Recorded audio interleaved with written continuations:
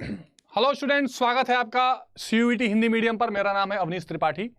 तो जैसा कि आप सबको पता है कि सीयूईटी एग्जामिनेशन बिल्कुल आपके करीब खड़ा है। बोर्ड एग्जामिनेशन तो आप दे ही रहे हैं, देने वाले हैं या दे भी चुके हैं, लेकिन सीयूईटी परीक्षा की डेट्स बिल्कुल आपके सामने हैं और अब आपको बिल्कुल आखिरी छड़ों में लगकर तैयारी करनी है। बहुत सारे ऐसे स्टूडेंट्स होंगे जो या तो अभी भी तैयारी स्टार्ट करने वाले होंगे या अगर वो कर रहे होंगे तो कंफ्यूजन में होंगे कि भाई सीयूईटी का अप्रोच क्या होना चाहिए। बहुत लोग बातों बातों में कह देते हैं कि भाई 12th में जो आपने पढ़ा है वही सीयूईटी में पढ़ना है। वो ठीक बात है, लेकिन फिर भी आपके पास एक प्रिसाइज कंसेप्चुअल और जिसको कहते हैं बिल्कुल क्लियर कंसेप्ट के साथ टॉपिक्स आपके दिमाग में घूमने चाहिए। मैंने एक और सेशन में आपसे कहा था कि 100 के दीदार अगर है तो नजर पैदा कर। क्यों कहा था? क्योंकि अगर आपको दीदार करना है कि आप सक्सेस हो गए तो आपको नजरिया सीयूईटी का लेके चलना है, केवल बोर्ड का लेके नहीं चलना है। हर एग्जामिनेशन अपने आप में एक क्या मांगता है, एक आपसे अटेंशन मांगता है, एक इज्जत मांगता है कि आप उसको लेकर कितना सीरियस हैं। बहुत लोग के मुंह से मैंने सुना है, कह देते हैं आईएएस का एग्जाम दे रहे हो, क्लर्क का तो हो ही जाएगा। ऐसा कुछ नहीं होता।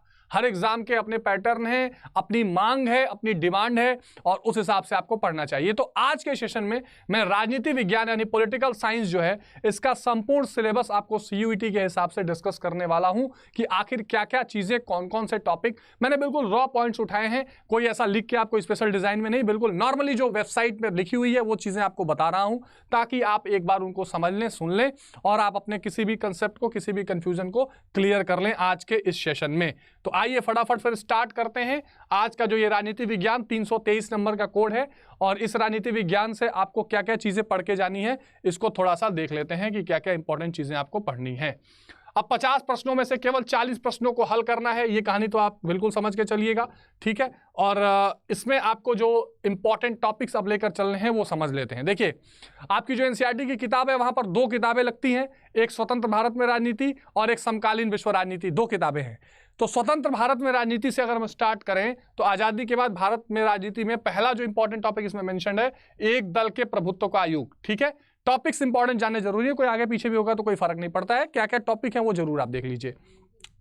एक दल के प्रभुत्व का युग यानी वन पार्टी डोमिनेंस वाला एरा की बात की गई है और इसमें किसकी बात है? कांग्रेस की बात। खास करके जो प्रथम 3 आम चुनाव हुए थे 51 से लेके जो प्रथम 3 चुनाव हुए आम, इसमें कैसे कांग्रेस का एक अपना प्रभुत्व बना रहा, एक इकलौता प्रभुत्व बना रहा, इसमें डिटेल में इस पर चर्चा करनी है, ठीक है। पहले 3 आम चुनाव में राष्ट्रीय स्तर पर कांग्रेस के प्रभुत्व की क्या प्रकृति रही, कैसा उन्होंने अपना डोमिनेंस बना के रखा।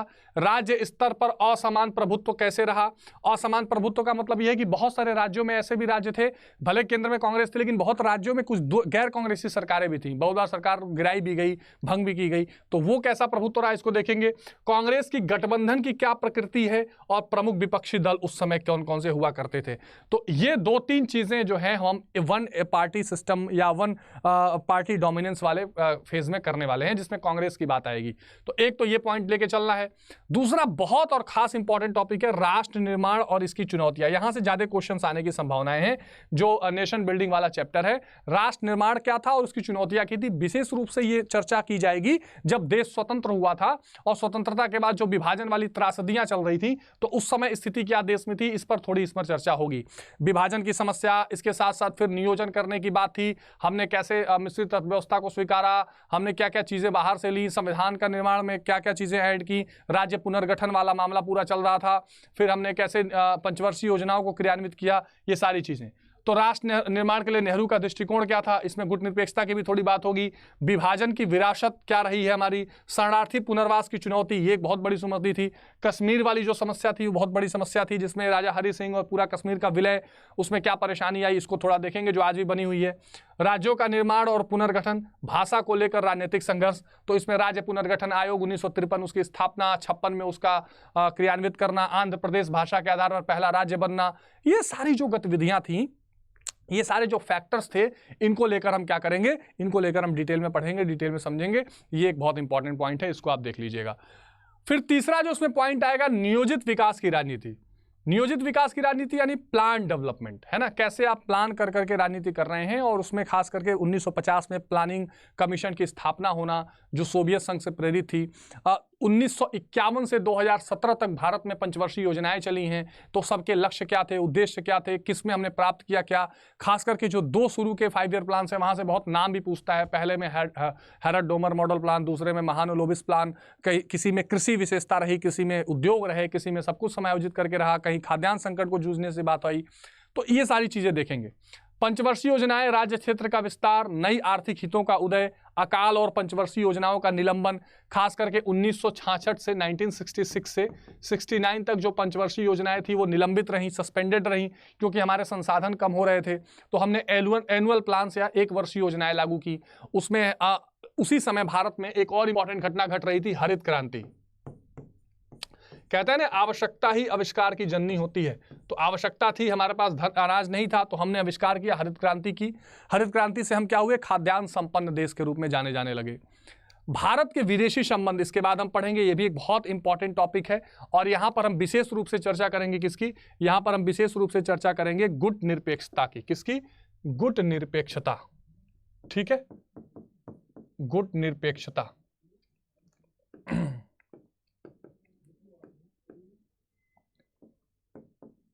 गुट निरपेक्षता जिसको बोलते हैं नॉन अलाइनमेंट, ठीक है।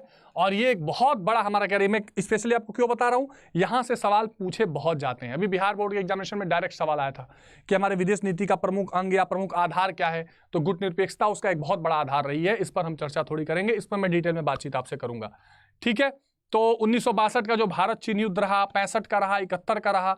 तो यहाँ पर 3 चीजें और आपको देख के चलनी रहेंगी जो बहुत प्रमुख रूप से हम इसमें चर्चा करेंगे सिलेबस में। और जो देखिए, हर चीज सिलेबस में लिखी नहीं होती है, ठीक है, लेकिन जो सवाल पूछे जाने की सबसे प्रमुख संभावना है उसे हमें देख के चलना है। तो यहां पर आपको पंचशील, यहां पर आपको क्या लेके चलना है, पंचशील, ठीक है। एक तो पंचशील की चर्चा हम करेंगे, इसके साथ साथ हम करेंगे ताशकंद समझौता 1966 और 1972 का शिमला एग्रीमेंट, शिमला समझौता। ये 2-3 चीजें बहुत इंपॉर्टेंट है जिसे आपको देख के चलना पड़ेगा, ठीक है। तो क्योंकि ये युद्धों से संबंधित, तो भारत चीन युद्ध, भारत पाकिस्तान युद्ध, ये सब देखेंगे। फिर हम बात करेंगे कांग्रेस प्रणाली, चुनौती और पुनर्स्थापना क्या रही है, यानी कांग्रेस पार्टी में कैसे समस्याएं, पहले नेहरू युग चला, नेहरू के उत्तराधिकार को लेकर फिर समस्याएं हुई, फिर कांग्रेस में विभाजन हुआ, कांग्रेस आई, कांग्रेस ओ, सारी कामराज वाला पूरा फेस हम देखेंगे, ठीक है। New Zealand Congress I, Congress R, ठीक है, उसको भी देखेंगे। उसके बाद उसमें हाँ, गैर कांग्रेसवाद और 1967 की चुनावी उथल पुथल, कांग्रेस का विभाजन, पुनर्गठन फिर 71 में हुआ और गरीबी हटाओ के नारे पर लड़ा गया, ठीक है। कांग्रेस की जीत, गरीबी हटाओ की राजनीति, ये सारी चीजें देखेंगे। तो ये भी एक बहुत इंपॉर्टेंट पॉइंट्स हैं जिसकी हम बात करेंगे। और ये जो फर्स्ट बुक आपकी है, जो स्वतंत्र भारत में राजनीति है, उस बुक से ये इंपॉर्टेंट टॉपिक्स लिए गए हैं जिसको आपको ध्यान में रख के चलने हैं। इसी में जो आगे आपको देख के चलना है वो क्या चलना है, वो देख के चलना है संवैधानिक लोकतांत्रिक व्यवस्था पर संकट। और यहाँ विशेष रूप से बात की जाएगी आपातकाल की, ठीक है, आपातकाल यानी इमरजेंसी की बात की जाएगी, कैसे संवैधानिक संकट देश में पैदा हुआ। और आपातकाल के जो संवैधानिक प्रोविजंस हैं उसको भी देखेंगे, जैसे अनुच्छेद 352, 356, 360, और कैसा उपयोग उसमें किया गया, कौन से राष्ट्रपति थे, किन कारणों से किया गया, फिर संविधान में क्या संशोधन हुए, सारी चीजें आपके दिमाग में होनी चाहिए। तो प्रतिबद्ध नौकरशाही और न्यायपालिका की तलाश, गुजरात में नव निर्माण आंदोलन और बिहार आंदोलन, बिहार आंदोलन में आप छात्र आंदोलन देखेंगे, फिर वहां से संपूर्ण क्रांति, पूरा जेपी का मूवमेंट, जयप्रकाश नारायण का, जॉर्ज फर्नांडिस की भूमिका, सारी चीजें वहां पे आप देखेंगे। आपातकाल का क्या संदर्भ रहा, संवैधानिक उसकी क्या प्रक्रियाएं, उसके अलावा अतिरिक्त संवैधानिक आयाम क्या रहे, आपातकाल का प्रतिरोध कैसा हुआ, फिर 1977 का चुनाव हुआ क्योंकि आपातकाल खत्म हुआ, उस आपातकाल के दौरान ही 1976 में 42वां संविधान संशोधन हुआ, उसकी क्या भूमिका रही, उसमें क्या क्या कुछ इंपॉर्टेंट चीजें घटी, जिसको हटा के 44वें 1978 वाले में 44वां संविधान संशोधन हुआ, तो काफी चीजें हटाई गई, ठीक है। 1977 का जो चुनाव हुआ तो पहली बार गैर कांग्रेसी सरकार केंद्र में बनी थी, ठीक है, मोरारजी देसाई का वहां पर नाम आएगा। और इसके अलावा नागरिक स्वतंत्रता संगठनों का उदय, ये सारी चीजें हम देखेंगे। फिर हम बात करेंगे क्षेत्रीय आकांक्षाएं और संघर्ष, जो रीजनल एस्पिरेशंस हैं और जो संघर्ष हैं, इनकी भी थोड़ी बात करेंगे। क्षेत्रीय दलों का उदय किस प्रकार हुआ है, पंजाब संकट और 1984 के सिख विरोधी दंगे क्या रहे हैं, कश्मीर की स्थिति क्या रही है, उत्तर पूर्व में चुनौती और प्रतिक्रियाएं क्या रही हैं, इसकी चर्चा भी हम थोड़ी सी करेंगे। तो ये भी एक इंपॉर्टेंट टॉपिक है जिसका आपको ध्यान में रखना है। फिर हम 8 नंबर पॉइंट पर पहुंचेंगे, नए सामाजिक आंदोलनों का उदय।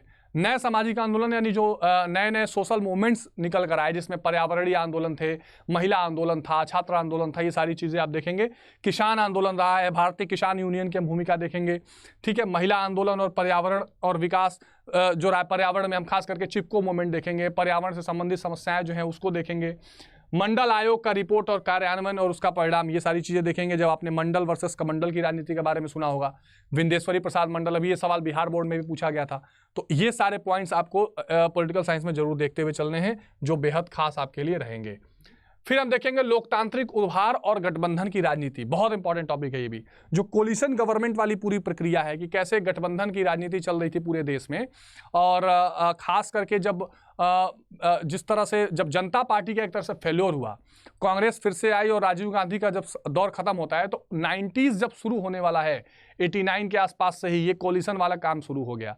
और चाहे चंद्रशेखर प्रधानमंत्री रहे हों, वीपी सिंह रहे हों, इसके अलावा एच.डी. देवगौड़ा रहे हों, इंदर कुमार गुजराल जी रहे हों, मनमोहन सिंह जी रहे हों, अटल बिहारी वाजपेयी जी रहे हों, सबकी सरकारें गठबंधन की सरकारें हैं।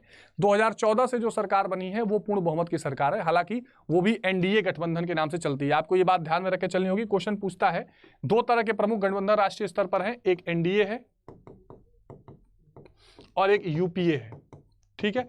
एनडीए जो भाजपा के नेतृत्व में चलती है और यूपीए जो कांग्रेस के नेतृत्व में चलती है। तो उसकी क्या स्थितियां रही हैं इसको देखेंगे। तो 1990 के दशक में भागीदारी का उभार हुआ है, छोटे छोटे बहुत सारे दल बने, जनता पार्टी का विघटन हो गया। उन दलों ने, जैसे बिहार में राष्ट्रीय लोक जनशक्ति पार्टी बन गई, राष्ट्रीय जनता दल बन गया, जनता दल यूनाइटेड बन गया, इधर कर्नाटक में जनता दल सेकुलर जेडीएस बन गया, इधर बंगाल में तृणमूल कांग्रेस हालांकि बाद में बनी है, समाजवादी पार्टी उत्तर प्रदेश में, बहुजन समाज पार्टी उत्तर प्रदेश में, अकाली दल बहुत पहले से क्षेत्रीय दल के रूप में थे। तो ये सारी पार्टियां और उनकी भागीदारी भी होने लगी है। इसके अलावा हाल में जो कुछ मुद्दे हैं, जैसे वैश्वीकरण की चुनौती और प्रतिक्रियाएं, तो वैश्वीकरण एक बहुत इंपॉर्टेंट टॉपिक है, इसको भी हम देखेंगे। और वैश्वीकरण का कुल मतलब होता है कि जो आपका सांस्कृतिक सामाजिक पूरा एक तरह से कैसे ना इंटीग्रेशन होता है या मेलजोल होता है, इसको आप वैश्वीकरण को मान के चलते हैं, जिसमें आप क्या करते हैं बेसिकली कि इसमें इसके फायदे नुकसान दोनों आपको मुद्दों पर ठीक से चर्चा करनी है और दोनों से क्वेश्चन पूछा जा सकता है। भारत में वैश्वीकरण का क्या आयाम रहा, भारत ने कैसे 1991 में इसको अपनाया, हम ओपन डोर पॉलिसी यानी खुले बाजार की नीति में फिर शामिल हुए, फिर वहां से हमने निजीकरण और उदारीकरण को भी अपनाया, और आज पूरी दुनिया में वैश्वीकरण एक बहुत मुद्दा बना हुआ है। तो इस पर चर्चा करके सवाल इसमें आएंगे। नई आर्थिक नीति भाई 1991 वाले, और उसका विरोध भी क्यों हुआ इसकी चर्चा करेंगे। फिर उत्तर भारतीय राजनीति में ओबीसी का उदय, खास करके जो 27% आरक्षण वाला मामला है इसकी बात होगी। अभी ओबीसी कमीशन भी उसको संवैधानिक दर्जा दिया गया था, तो ये क्वेश्चन आ सकता है। चुनावी और गैर चुनावी क्षेत्र में दलित राजनीति, सांप्रदायिकता को चुनौती, अयोध्या विवाद, गुजरात दंगे, तो ये सारी चीजें आपको लेकर चलनी है, जो क्या है हाल के मुद्दे हैं, न्यू ट्रेंड्स हैं जिसके नाम से जाना जाता है, ठीक है। तो ये बेहद खास टॉपिक्स है। इसके बाद जो दूसरी बुक है समकालीन विश्व राजनीति, कंटेम्प्रेरी वर्ल्ड पॉलिटिक्स, ये भी बहुत इंपॉर्टेंट टॉपिक्स हैं। और यहाँ से होता है ना जो पूरी विश्व की राजनीति है उसमें एक समझ पैदा करने की आपके अंदर क्या आती है, ताकत आती है, और वहाँ से ये क्वेश्चन उठाए जाते हैं। इसमें क्या क्या मुद्दे हैं, विश्व राजनीति में शीत युद्ध का काल, तो जो कोल्ड वॉर एरा वाली पूरी कहानी है वो यहाँ से पूछा गया है, ठीक है, शीत युद्ध का काल। अब शीत युद्ध अपने आप में एक बहुत ही इंपॉर्टेंट टॉपिक है। शीत युद्ध का मतलब क्या है, शीत युद्ध का मतलब यह है कि जब असल में युद्ध की स्थिति न बनी हो लेकिन कभी भी युद्ध होने की संभावना हो, इसे आप शीत युद्ध कहते हैं, ठीक है। अब इसका मतलब क्या है, जैसे मान लीजिए कि दो शक्ति संतुलित राष्ट्र हैं या एक जैसे बराबर शक्ति वाले राष्ट्र हैं और उनको लग रहा है कि कभी भी युद्ध हो सकता है, लेकिन युद्ध लड़ नहीं रहे क्योंकि दोनों को बराबर नुकसान हो सकता है, तो ये शीत युद्ध जैसी स्थिति बनती है। तो ये काल खास करके 1945 से और 1991 तक अमेरिका और सोवियत संघ के बीच में बना रहा, द्वितीय विश्व युद्ध समाप्त होने के बाद, और खत्म तब हुआ जब सोवियत संघ का विघटन हुआ। तो ये एक बहुत ही इंपॉर्टेंट टॉपिक है, इस पर बहुत क्वेश्चन पूछे जाते हैं। तो यहाँ पर पॉइंट्स भी दिए गए हैं। द्वितीय विश्व युद्ध के बाद दो शक्ति गुटों का उदय, शीत युद्ध के दायरे, द्विध्रुवता को चुनौतियां। अब द्विध्रुवता क्या थी, बाइपोलैरिटी, यानी केवल जो सोवियत संघ और अमेरिका था ये दो ध्रुव बने हुए थे, एक का विघटन हो गया तो फिर एक महाशक्ति हुई, फिर उसमें कई सारे और नए शक्तियां उभरने लगी, तो दो ध्रुवता भी खत्म हुई, फिर एक ध्रुवता भी खत्म हुई।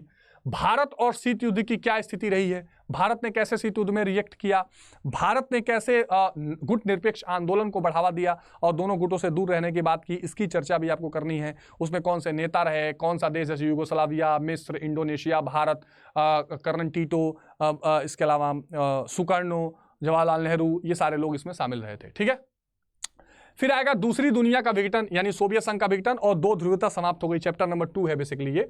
विश्व राजनीति में नई संस्थाएं, रूस, बाल्कन राज्य, मध्य एशियाई राज्य, कम्युनिस्ट शासन के बाद लोकतांत्रिक राजनीति, पूंजीवाद का परिचय, रूस और अन्य साम्यवादी देशों के साथ भारत का क्या संबंध रहा है, ये सारी की सारी चीजें इसमें विशेष रूप से आपको देख के चलनी है। थर्ड जो पॉइंट आएगा, विश्व राजनीति में अमेरिकी प्रभुत्व यानी वर्ल्ड पॉलिटिक्स में जो यूएस हेजमनी है, जो अमेरिका का प्रभुत्व बार बार देखने को मिलता है कि यूएसए क्या करता है, अपने आप को बहुत दादा बन के चलता है, ये वाला चीज़ भी आपको देख के चलना है। तो इसमें एक ध्रुवता का विकास यानी यूनिपोलरिटी कैसे आ गई, क्योंकि सोवियत संघ का विघटन हो गया। अफगानिस्तान का पहला खाड़ी युद्ध, इसमें जानबूझकर अमेरिका कूदा था, गल्फ वॉर जिसको आप कहते हैं ऑपरेशन इंड्योरिंग फ्रीडम वाला, डेजर्ट स्टॉर्म वाला। ठीक है, 1911 की प्रतिक्रिया इंड्योरिंग फ्रीडम गई थी। इराक पर हमला, अर्थव्यवस्था और विचारधारा में अमेरिकी वर्चस्व को चुनौती, संयुक्त राज्य अमेरिका के साथ अपने संबंधों में भारत का पुनर्संवाद। तो भारत और यूएस के रिलेशन के बारे में भी थोड़ा सा यहाँ पर आपको देखते हुए चलना है। फिर आर्थिक और राजनीतिक शक्ति के वैकल्पिक केंद्र आपको देखने, यानी वो क्षेत्र पहले क्या केंद्र रहे हैं आर्थिक और राजनीतिक केंद्र शक्ति के, अमेरिका, सोवियत संघ जैसे देश रहे हैं। कुछ वैकल्पिक केंद्र भी उभरे हैं, जैसे आसियान है, ठीक है, जैसे अभी हाल फिलहाल में क्वाड आपने सुना होगा, यूरोपियन संघ है, तो इनकी बात आप थोड़ा सा करेंगे। यूरोपीय संघ, आसियान, चीन के साथ भारत के बदलते रिश्ते की बात है। फिर उत्तर शीत युद्ध में दक्षिण एशिया, शीत युद्ध के बाद दक्षिण एशिया, साउथ ईस्ट एशिया की क्या कंडीशन, साउथ एशिया की क्या कंडीशन बनी है, सार्क किस प्रकार अभी चल रहा है कि नहीं चल रहा है, इसकी स्थिति थोड़ी देखेंगे। तो पाकिस्तान और नेपाल में लोकतंत्रीकरण हो गया है, इसका उत्क्रमण है। श्रीलंका में जातीय संघर्ष, क्षेत्र पर आर्थिक वैश्वीकरण का प्रभाव, दक्षिण एशिया में शांति के लिए संघर्ष और प्रयास, अपने पड़ोसियों के साथ भारत के संबंध, ये सारी चीज़ें। अब इसमें बहुत थोड़ी कहीं कहीं गहराई की चीज़ें भी हैं जो आपको 12th के एनसीईआरटीज़ में डायरेक्ट नहीं मिलेंगे, वहाँ थोड़ा सा आपको इन पॉइंट्स को पकड़ के चीज़ों को पढ़ना पड़ेगा। अगला है एक ध्रुवीय विश्व में अंतर्राष्ट्रीय संगठन, यानी जो यूनिपोलर वर्ल्ड है, इसमें इंटरनेशनल ऑर्गेनाइजेशन जो है, जैसे यूएनओ है, जैसे वर्ल्ड बैंक है, जैसे IMF है। ठीक है, तो संयुक्त राष्ट्र का पुनर्गठन और भविष्य, पुनर्गठित संयुक्त राष्ट्र में भारत की स्थिति, भारत कैसे वहाँ पर संयुक्त राष्ट्र संघ में सुधारों की चर्चा की जा रही है कि जो परमानेंट देश हैं उसमें भारत को भी जोड़ा जाए, उसमें जो स्थायी सदस्य हैं उनकी संख्या बढ़ाई जाए, और संयुक्त राष्ट्र रिफॉर्म के नाम से संयुक्त राष्ट्र सुधारों के लिए प्रयास किया जा रहा है। नए अंतर्राष्ट्रीय नायकों का उदय, अंतर्राष्ट्रीय आर्थिक संगठन, गैर सरकारी संगठन, वैश्विक शासन के लिए संस्थान कितने लोकतांत्रिक और जवाबदेह हैं। तो ये कुछ ऐसे पॉइंट्स हैं जो आपको बेसिकली क्लियरली मेंशन किया गया है, जो आपको एग्जामिनेशन के हिसाब से देखते हुए चलना है। ठीक है, तो मैंने आपके सामने तो मेन हेडिंग्स रखी हैं, छोटे छोटे पॉइंट्स भी पढ़ दिए हैं, आपको ना भी दिख रहा हो तो अगर आपको कम से कम पॉइंट्स सुने हो, आप एग्जाम में जाए तो सुना ना लगे, सुना सा लगे। ठीक है, तो ये आपको ध्यान में रख के चलना है। लास्ट में समसामयिक दुनिया में सुरक्षा, तो ये भी एक इंपॉर्टेंट पॉइंट है कि सुरक्षा की पारंपरिक चिंताएं। ठीक है, कि जो सुरक्षा है उसका मतलब क्या है, ये क्वेश्चन भी पूछा था कुछ दिन पहले, बिहार बोर्ड में पूछा था। सुरक्षा का मतलब है आक्रमण कर देना या खुद को आक्रमण से बचाना। पारंपरिक तरीके सुरक्षा के क्या रहे हैं, पारंपरिक हथियार कौन से रहे हैं, नए कौन से हैं, तो ये सारी चीजें। ठीक है, और जो गैर पारंपरिक मानव सुरक्षा की जरूरत है, यानी वो पहले से सुरक्षा को खतरा नहीं थे लेकिन अब वो सुरक्षा के लिए खतरा बनते जा रहे हैं, जैसे गरीबी हो गई, स्वास्थ्य और शिक्षा का अभाव हो गया, ये सब भी एक नए तरीके से सुरक्षा को एक सुरक्षा के आयाम बन रहे हैं। इस पर भी चर्चा जरूरी है, तो उसकी बात करेंगे। वैश्विक राजनीति में पर्यावरण और प्राकृतिक संसाधन की क्या स्थिति रही है, कौन कौन से पर्यावरण आंदोलन रहे हैं, पर्यावरण को ठीक करने के लिए कौन कौन से कदम उठाए गए हैं, क्या क्या नए नए इनिशिएटिव्स लिए गए हैं, ये सारी चीज़ें अपने आप में इंपॉर्टेंट है, इसकी बात थोड़ी होगी। वैश्विक पर्यावरणीय बहस में भारत की क्या दृष्टि रही है, भारत ने अपनी तरफ से क्या वो इनिशिएटिव या शुरुआत करने की कोशिश की है जिससे क्या हो, वैश्विक परिदृश्य में पर्यावरण में भारत अच्छा कंट्रीब्यूट कर पाए। हाल के जो फिलहाल के सम्मेलन हुए हैं, चाहे पेरिस एग्रीमेंट हो, इसके पहले पूरा क्योटो प्रोटोकॉल से लेकर रियो डी जेनेरो का जो अर्थ समिट था, वो सारी चीज़ें इसमें चर्चा करेंगे हम बहुत डिटेल में। और लास्ट में हम देखेंगे वैश्वीकरण और इसके आलोचक। तो वैश्वीकरण का क्या अर्थ है, अभी मैंने शुरू में भी डिस्कस किया था, और कैसे इसकी आलोचना भी की जाती है, इसके फायदे भी गिनाए जाते हैं, और इसके अलावा अगर आप देखें तो वैश्वीकरण विरोधी आंदोलन कौन से रहे हैं, या भारत और इसके खिलाफ क्या संघर्ष रहा है, ये सारी चीज़ें देखेंगे। तो ये आपके मुद्दे थे दोनों किताबों के, ये इंपॉर्टेंट पॉइंट्स थे जो एज अ सिलेबस आपको देख के जाना है, जिसकी तैयारी आपको करनी है, जिससे आप परीक्षा में एक बेहतर नंबर, बेहतर परफॉर्मेंस के साथ बाहर आ सकें। ये बेहद खास और बेहद जरूरी है आपके लिए। कोई भी डाउट, परेशानी अगर आपको इन टॉपिक्स को लेकर है तो आप कमेंट बॉक्स में बताइएगा। पूरी तरीके से सीयूईटी हिंदी मीडियम की जो टीम है वो आपके लिए खड़ी है सीयूईटी को लेकर, और हिंदी माध्यम के विद्यार्थियों के लिए हम कोई कोर कसर छोड़ने वाले नहीं हैं। आपके सारे के सारे डाउट्स को क्लियर करेंगे। आपके एग्जामिनेशंस में आपको जिस तरह की भी मदद चाहिए वो आप सीयूईटी हिंदी मीडियम पर ले सकते हैं। कहीं आपको कोई समस्या हो तो आप बताते चलिएगा। सिलेबस को पकड़ के रहिए, और खास करके मेरे साथ आप राजनीति विज्ञान, भूगोल और अर्थशास्त्र को पढ़ने वाले हैं, उन सभी सिलेबस को आप देख लीजिए और इसके एक एक क्लासेस को अटेंड करना नहीं भूलिए। तो मिलते हैं अगले सेशन में और इंपॉर्टेंट टॉपिक्स के साथ। तब तक खूब मन लगा के पढ़िए। Take care. जय हिंद।